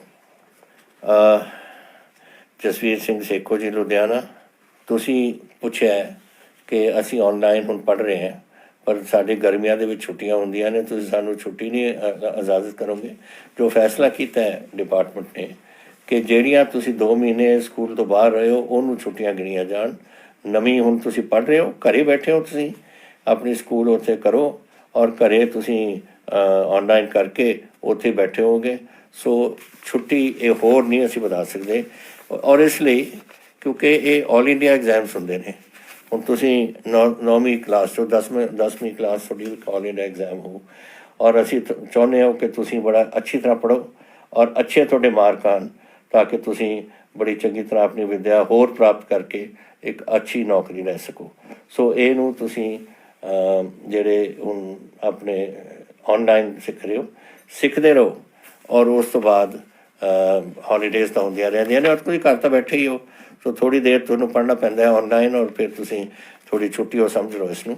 ਲੇਕਿਨ ਅਸੀਂ ਜ਼ਿਆਦਾ ਤੁਹਾਡੀ ਐਜੂਕੇਸ਼ਨ ਨੂੰ ਦੇ ਵਿੱਚ ਵਿਘਨ ਨਹੀਂ ਪਾਉਣਾ ਚਾਹੁੰਦੇ ਜਿਹਦੇ ਨਾਲ ਤੁਹਾਡਾ ਅੱਗੇ ਜਾ ਕੇ ਤੁਹਾਡਾ ਨੁਕਸਾਨ ਹੋਵੇ। ਤੁਸੀਂ ਮਨਦੀਪ ਰੰਧਾਵਾ ਜੀ ਨੇ ਕਿਹਾ ਕਿ ਮੇਜ਼ ਮੱਕੀ ਤੁਸੀਂ ਹੁਣ ਲਾਉਣਾ ਚਾਹੁੰਦੇ ਹੋ, ਝੋਨਾ ਨਹੀਂ ਲਾਉਣਾ ਚਾਹੁੰਦੇ, ਬੜੀ ਅੱਛੀ ਗੱਲ ਹੈ।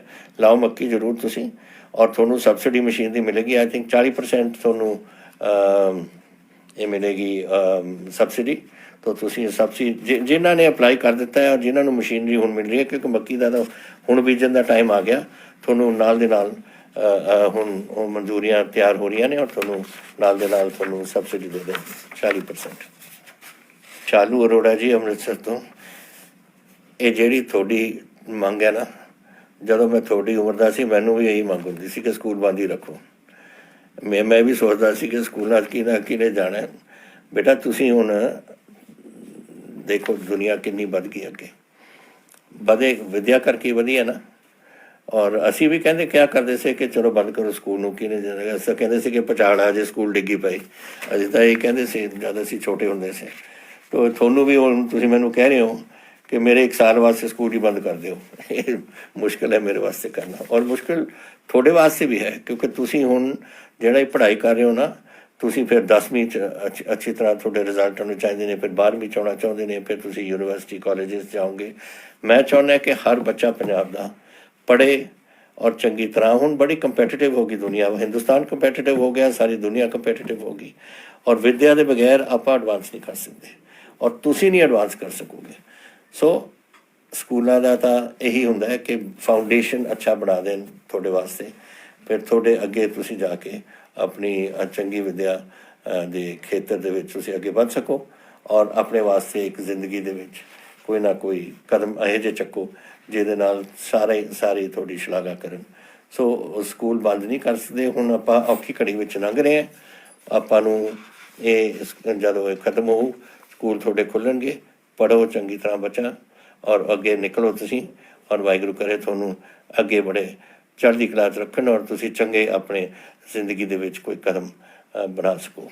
ਇਹ ਵਿਲੀਅਮਜੀਤ ਸਿੰਘ ਜੀ ਅੰਮ੍ਰਿਤਸਰ ਤੋਂ ਪੁੱਛ ਰਹੇ ਨੇ ਕਿ 1190 ਪੋਸਟਾਂ ਸੀਆਂ SSB ਨੂੰ ਦਿੱਤੀਆਂ ਹੋਈਆਂ ਫੋਰ ਪਟਵਾਰੀਜ਼। ਇਹ ਪਟਵਾਰੀ ਦੇ ਲਈ ਦਿੱਤੀਆਂ ਹੋਈਆਂ ਨੇ। ਇਹ ਪਟਵਾਰੀ ਵਾਸਤੇ ਇਹ ਚਲੀ ਗਈਆਂ ਨੇ, ਡਿਪਾਰਟਮੈਂਟ ਨੇ ਅੱਗੇ ਭੇਜ ਦਿੱਤੀਆਂ SSB ਨੂੰ। ਮੇਰਾ ਖਿਆਲ ਹੁਣ ਐਡਵਰਟਾਈਜ਼ਿੰਗ ਹੋਣ ਲੱਗੀ ਹੈ ਥੋੜ੍ਹੇ ਦਿਨਾਂ 'ਚ, ਤੁਹਾਨੂੰ ਬੁਲਾ ਲੈਣਗੇ ਤੁਹਾਡੀ ਇੰਟਰਵਿਊ ਵਾਸਤੇ। ਆ ਜਿਹੜਾ ਤੁਸੀਂ ਪੁੱਛਿਆ ਮੈਨੂੰ ਲੁਧਿਆਣੇ ਤੋਂ ਅਮਰਪਾਲ ਸਿੰਘ ਗਰੇਵਾਲ ਜੀ ਨੇ ਕਿ IPS ਦੇ ਵਿੱਚ 32 ਸਾਲ ਦੀ ਉਮਰ ਲਿਮਿਟ ਹੁੰਦੀ ਹੈ ਔਰ ਤੁਸੀਂ ਸਬ ਇੰਸਪੈਕਟਰ ਔਰ DSP ਦੀ ਸਿਲੈਕਸ਼ਨ ਵਾਸਤੇ ਵੀ 28 ਤੋਂ 32 ਸਾਲ ਲੈ ਜਾਓ। ਮੈਂ ਤੁਹਾਡੇ ਨਾਲ ਸਹਿਮਤ ਹੈ, ਲੇਕਿਨ ਮੈਂ ਅੱਜ ਨਹੀਂ ਇਹ ਫੈਸਲਾ ਤੁਹਾਨੂੰ ਸੁਣਾ ਸਕਦਾ। ਮੈਂ ਕੈਬਨਿਟ ਦੇ ਵਿੱਚ ਲੈ ਕੇ ਜਾਊਂਗਾ ਔਰ ਅਸੀਂ ਇਹਨੂੰ ਡਿਸਕਸ ਕਰਾਂਗੇ। ਪਰਸੋਂ ਨੂੰ ਕੈਬਨਿਟ ਹੈ, ਆਈ ਵਿਲ ਟਾਕ ਐਂਡ ਫਿਰ ਦੇਖਾਂਗੇ ਕਿ ਕੀ ਕਰ ਸਕਦੇ ਅਸੀਂ। ਤੋ ਇਹ ਸਵਾਲ ਸੇ ਕੁਛ ਜਿਹੜੇ ਆਪਨੇ ਮੈਨੂੰ ਕੀਤੇ ਨੇ। ਇਹ ਹੁਣ ਜਿਹੜੀਆਂ ਗੱਲਾਂ ਮੈਂ ਕੀਤੀਆਂ ਨੇ ਤੁਹਾਡੇ ਨਾਲ, ਪਲੀਜ਼ ਆਪਣੇ ਮਨਾਂ 'ਚ ਵਸਾਓ। ਪਹਿਲਾਂ ਮੈਨੂੰ ਹੋਰ ਕੁਛ ਤਾਂ ਦੇਖੋ ਹੁੰਦੇ ਰਹਿਣਗੇ। ਕੋਵਿਡ ਤੋਂ ਆਪਾਂ ਨੇ ਸੂਬੇ ਨੂੰ ਬਚਾਉਣਾ ਔਰ ਮੈਂ ਆਸ ਕਰਾਂਗਾ ਕਿ ਤੁਸੀਂ ਜਿਹੜੀਆਂ ਗੱਲਾਂ ਦੱਸੀਆਂ ਗਈਆਂ ਨੇ, ਮੈਂ ਵੀ ਦੱਸ ਰਿਹਾ, ਡਾਕਟਰਸ ਦੱਸ ਰਹੇ ਨੇ, ਅਖਬਾਰਾਂ 'ਚ ਆਉਂਦਾ ਹੈ, ਟੈਲੀਵਿਜ਼ਨ 'ਚ ਆਉਂਦਾ ਹੈ, ਸਭ ਕੁਛ ਆਉਂਦਾ, ਤੁਸੀਂ ਉਹ ਗੱਲਾਂ ਮੰਨੋ ਔਰ ਚਲੋ ਆਪਾਂ ਰਲ ਕੇ ਆਪਣੇ ਸੂਬੇ ਨੂੰ ਬਚਾਈਏ ਔਰ ਪੰਜਾਬ ਨੂੰ ਹਰ ਵੇਲੇ ਚੜ੍ਹਦੀ ਕਲਾ 'ਚ ਰੱਖੀਏ। ਅੱਜ ਦਾ ਦਿਨ ਵੀ ਇੱਕ ਚੀਜ਼ ਰਹਿ ਗਈ ਸੀ ਜਿਹੜੀ ਮੈਂ ਸਮਝਦਾ ਸੀ ਕਿ ਤੁਹਾਡੇ ਨਾਲ ਮੈਂ ਕਰਾਂ ਕਿ ਅੱਜ ਦੇ ਦਿਨ 1839 ਵਿੱਚ 27 ਜੂਨ ਨੂੰ ਮਹਾਰਾਜਾ ਰਣਜੀਤ ਸਿੰਘ ਸਾਹਿਬ ਇੱਥੇ ਪੂਰੇ